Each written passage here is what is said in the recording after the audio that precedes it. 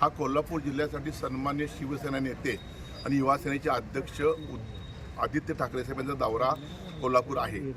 ह्या दौऱ्यामध्ये त्यांच्या कोल्हापूरमध्ये 2 सभा होतील आणि हातके लोकसभा मतदारसंघामध्ये 1 सभा होईल।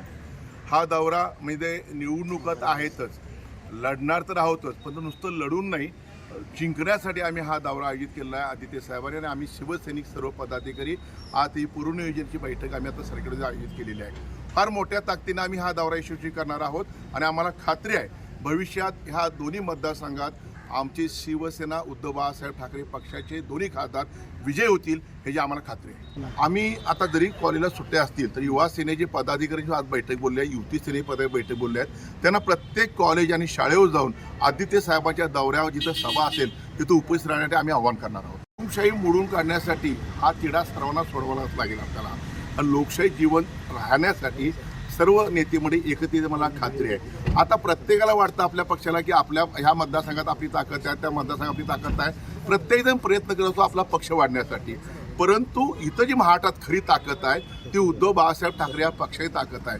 मागच्या वेळी ज्या ठिकाणी आमचे उमेदवार विजयी झालेले आहेत त्या जागा आमच्या पाहिजेतच, आम्हाला पाहिजेतच, आणि तोच आग्रह आमचा आहे। आम्ही दुसऱ्या जागा मागत नाहीत, आणि आमची जागा का द्यायची आणि शेवटी द्यायचं का नाही द्यायचं हे वरिष्ठ पातळीवर नक्की होईल। आणि आम्हाला ह्या दोन्ही मतदारसंघातल्या आम्हाला जागा मिळाव्यात ही आमच्या सर्व शिवसेने पदाधिकाऱ्यांची आमची इच्छा आम्ही शिवसेना पक्षप्रमुखांना आम्ही व्यक्त केलेली आहे। कारण सगळ्यांना माहिती आहे देश धोक्यात आहे, हुकुमशाहीकडे वाटचाल सुरू आहे, आणि ते वाचवण्यासाठी, लोकशाही वाचवण्यासाठी जे काही तडजोडी करायला लागतील ते करावे लागतील। अशा पद्धतीने पुढचे उमेदवार असतील ते विजय कसे होतील, सक्षम कसे असतील, त्या संदर्भात आमचे प्रयत्न आहेत। खरं तर 100 कोटीचे रस्ते हे आपल्याला शासनाने मंजूर केलेले आहेत, निधी आलेला आहे, ठेकेदार निश्चित झाल्या, सर्व प्रक्रिया फायनल झालेल्या आहेत, आणि मग लग्न आधी आणि नंतर मुलगी बघण्याचं काम जे प्रशासनात सुरू आहे। आधी मग म्हणतो आपण ना वराती मागं घोडं, हे कशासाठी हे आम्हाला सर्वांना कळते कोल्हापूरकरांना। पहिले आमची भूमिका आहे की कोल्हापूरची रस्त्याची चाळण झालेत ते पहिले रस्ते करा। तुम्ही ठीक आहे, तुम्ही आणलं, तुम्ही वाजवा, तुम्ही गल्लीतनं नाही, तुम्ही गल्लीतनं जावा, आम्ही ओळात जातो, परंतु कोल्हापूरकरांना चांगले रस्ते मिळण्यासाठी जे काय करावं लागते ते प्रशासनाने ठोस भूमिका घेतली पाहिजे।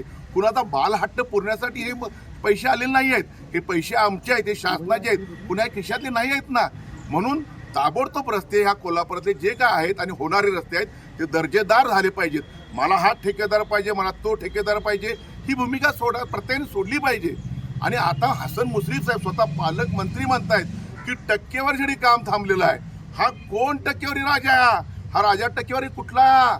सगळी चर्चा आहे, सगळ्यांना माहिती आहे कोण काय करते काय नाही करते। हे सन्मान्य मुख्यमंत्री, सन्मान्य पालकमंत्री, सन्मान्य गृहमंत्र्यांनी हे शोधून काढून कोल्हापूरचा विकासाला जे अडथळा येत आहेत ते अडथळे दूर करण्यासाठी ठोस भूमिका घेतली पाहिजे असं आमचं मत आहे। कोल्हापूर तर ह्या रस्त्यांमुळे खूप बदनाम झालेला आहे।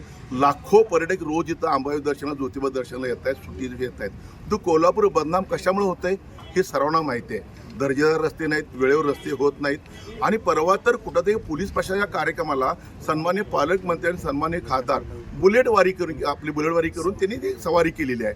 माझी त्यांना विनंती आहे की खरोखर तुम्ही पालकमंत्री जनतेचे आहात, तुम्ही खासदार जनतेचे आहात, तर कोल्हापुरात सगळीकडं तुम्ही दोघं फिरा ह्या बुलेटवरनं। मग कोल्हापूरचे रस्ते कसे आहेत, काय आहेत, कशा हाल लोकांचे होत आहेत, हाडेखिळखे कसे होत आहेत हे तुम्हाला समजेल। माझी विनंती आहे दोघांनी सुद्धा ही बुलेटवारी कोल्हापूर शहरातील सगळे करा। नावं जाहीर नाही आहेत, पण दोन्ही मतदारसंघामध्ये सक्षम उमेदवार आपल्याकडे आहेत, आणि त्या पद्धतीने वरिष्ठ पातळीवर चाचपणी सुरू आहे।